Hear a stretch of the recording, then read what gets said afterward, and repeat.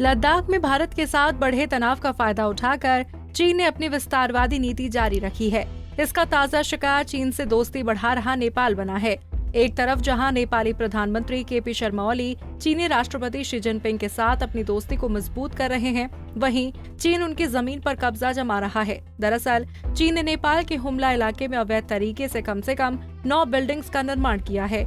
Nepali media में चीन के घुसपैठ की तस्वीरें वायरल होने के बाद ओली सरकार दबाव में है।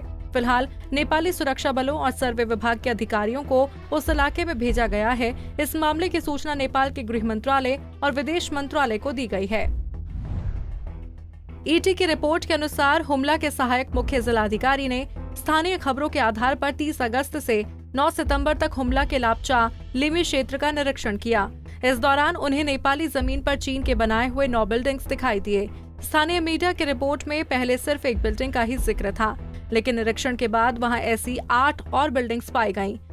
इससे पहले साल 2019 में नेपाल ने इसी इलाके में चीन द्वारा बनाई जा रही सड़क के निर्माण को रोक दिया था, लेकिन अब चीनी सेना द्वारा वहां इमारतें खड़ी कर दी गई हैं।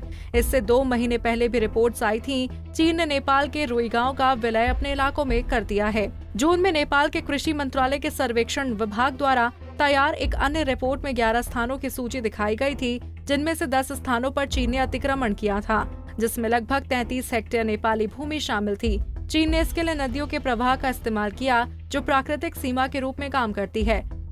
सरकार की रिपोर्ट के बाद विपक्षी नेपाली कांग्रेस ने केपी शर्मा ओली सरकार से बीजिंग के साथ बातचीत करके अपने क्षेत्रों को वापस लेने का आग्रह किया है।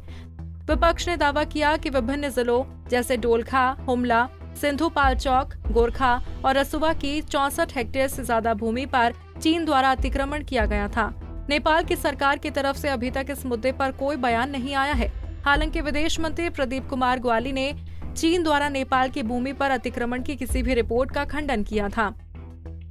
आपको बता दें, नेपाल एक तरफ जहां चीन से रिश्ते मजबूत कर रहा है, वहीं भारत के साथ उसके मतभेद बढ़ते जा रहे हैं।